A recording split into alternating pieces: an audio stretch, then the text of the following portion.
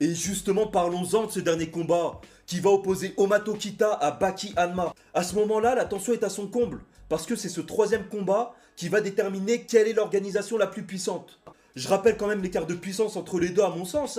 On a un Baki Hanma au summum de sa maturité de combattant, donc il est plus puissant et confiant que jamais justement. Et on a un Omato Kita qui galère encore à maîtriser le style Nico. Donc pour moi, il n'y avait pas d'issue favorable pour lui.